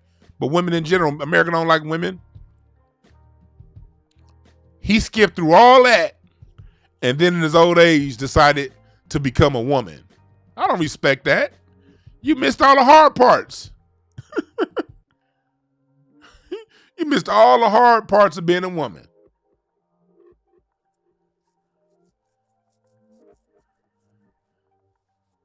Nope. I don't respect it. Nope. I respect women. People are like, oh no, Dwan, you're anti. No, I'm not anti. No, I'm pro-woman. How about that? I'm pro-woman. All 46 of them chromosomes. She got the 2 X's, not the X and the Y. How about that? That's what I support. I support 2 X's.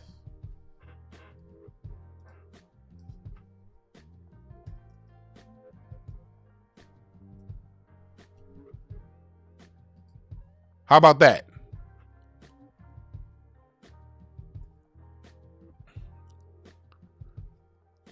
You have an X and a Y. And because you made a decision, you want me to call you an X and an X. Get the fuck out my face. I didn't spend all them years in school learning science to then throw it out because you made a different decision. I ain't got time for that shit. What was school for then? What was biology class for? Are you now saying biology was a waste of time? Are you saying, yes, we put you through the hell of all those biology tests, anatomy, you had to put in all that work to learn karyotypes, to learn chromosomes, to learn genes. And now because you've changed your mind, I have to now throw that knowledge away? Are you saying that? Well, let me give you my answer. Fuck you. How about that? No. I'll just remember what I learned in school about the chromosomes.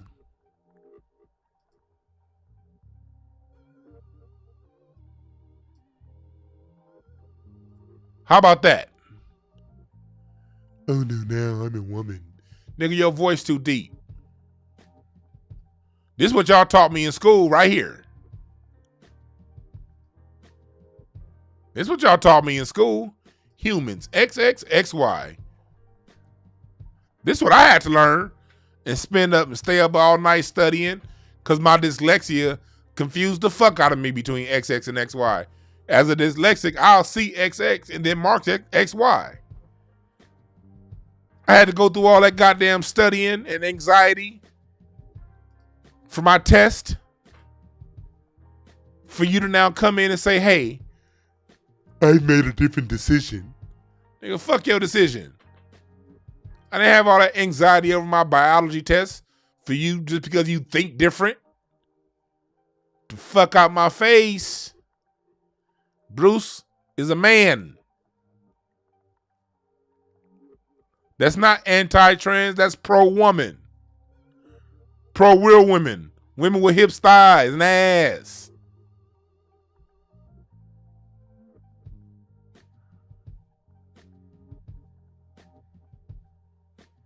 Damn your feelings.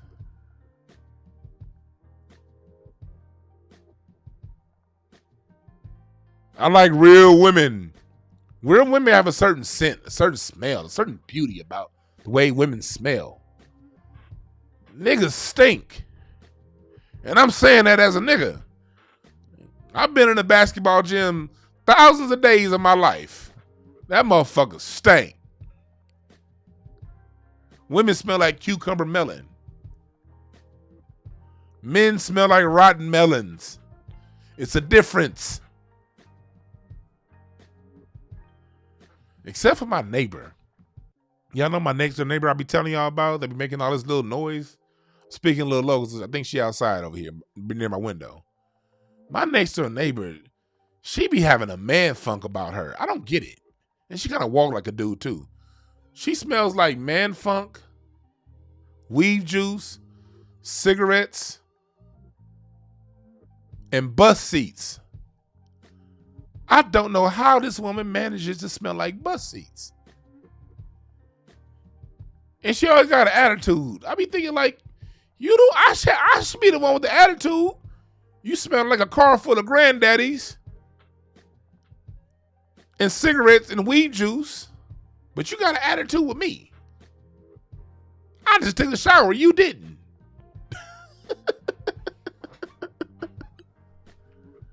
I don't know how I don't know how this woman manages to smell like she just finished playing basketball.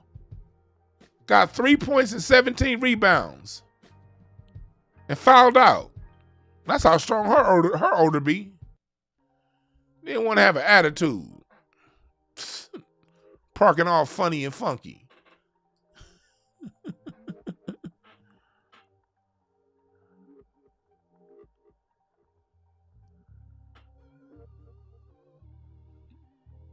Man. But I'm gonna put a poll up pretty soon on whether or not to take calls. I would like it if you guys answered the poll. Remember this. I have my webinar coming up. My webinar coming up. No time to waste. My self-motivation guidebook. That will be on sale for the people who enroll in the course. You're going to get the book. Who the fuck is that? You're going to get the book as part of the course. Go to Eventbrite right now. It's in my link tree. Sign up for the course. It's only $29.99. Because like I said before, I'm talking to you guys about what we need to do as black people. But I'm also helping you because I've done this for a long time. I've done this for a really long time, helping people find their goals with inside of them and helping them cultivate those goals into tangible skills that they can then get paid from. I've been doing this. I've decided to put my knowledge into a very short reader. I'm not being deceptive. I'm telling you right now, the shit's only 23 pages, 22, something like that. I made it short for a reason. Because half the people that talk shit be like, man, that book is short. Nigga, you don't read anyway. But there are other people who do read. And then some people, sometimes reading a long book, you know what I mean? You lose interest, you sit it down. I wanted it short so people can read it and read it over and over again. Because every line is useful. It's something that you can then adopt and apply for yourself. So this isn't a book for you to read one time and sit down. It's a book for you to read and continue to read and work on your weak points to develop your overall game in life. That's what this book is about. And my webinar is going to really break it all down for you. And then I'm going to also eventually make this an audio book. But in the meantime, that's coming a little further down the pipeline.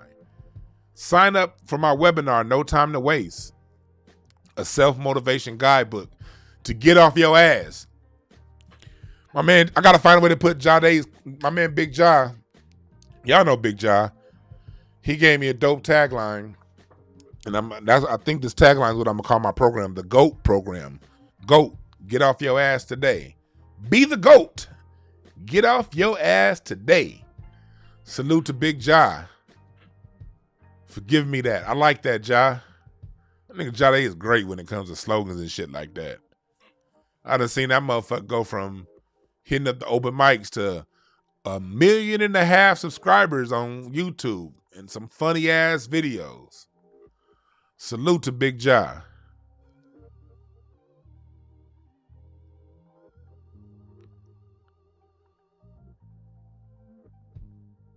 The webinar is one time, but I will leave the webinar up. So if you can't attend it live, I will leave it up and you'll be able to download it. You better buy it, the webinar, on my website after I do it. I'm going to have it up on the website. So if you're not able to make it live, and if you buy the webinar after live, if you buy the webinar, I'll include the book with it for those who buy the webinar after I do it. Or you can just buy the book. It's up to you. And also my new t-shirts. Y'all see them right here. Reparations now. Y'all see right there, I put the money in the hand so people know exactly what the fuck we talking about when we talking reparations. Money in hand. And the other one with the fist pointing at you. People say, who owes you reparations? You motherfucker. You pay taxes, don't you? So you, goddammit. And the Reparations Now snapback. I have men's and women's cuts on the t-shirts. And the snapback is with the raised lettering, that dope shit. You know what I mean? This ain't just something on it. This is the kind of the snapback is stitched. Very high quality. Raised lettering. With the money bag in the middle. So if someone says, well, reparations can be, shut them up and slap them. No, it's cash, bitch. We talk about the rest of that shit later.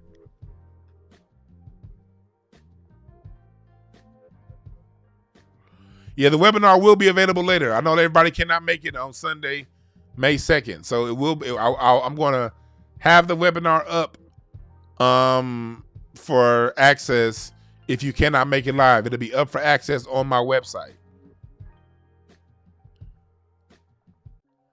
Someone asks, what do I think about DMX death? Rest in peace, man. DMX was a soldier. DMX emoted with his music. He was great at what he did. Rest in peace to DMX and his family. I'll say this before I leave.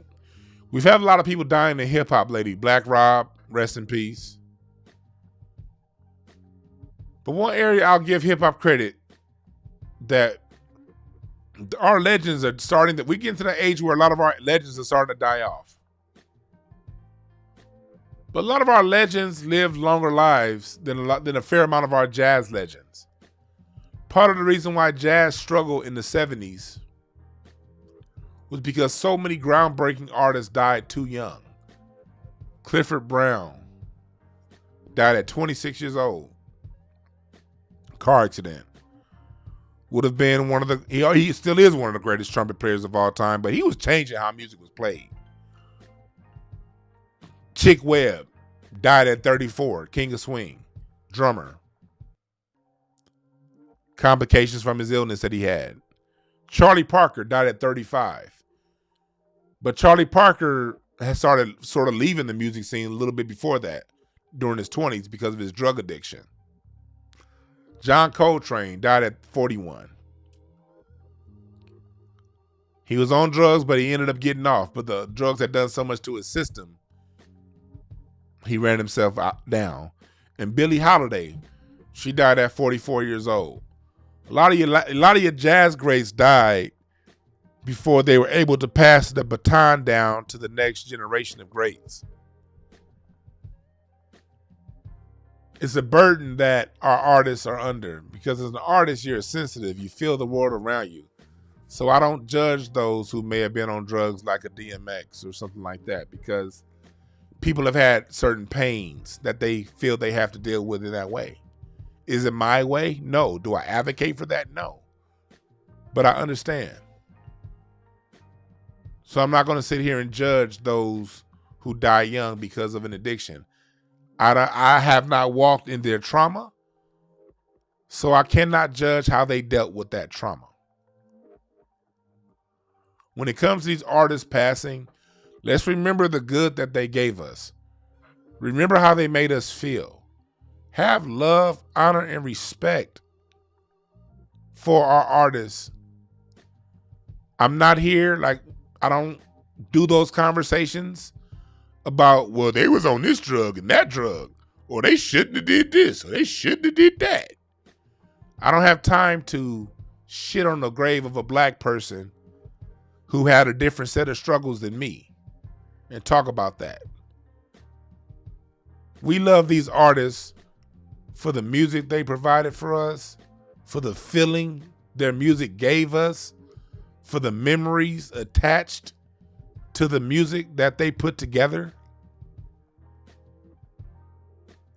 Let's remember that in death. Leave the drama out of it. Leave the drama out. Acknowledge, love, and respect the good that they did.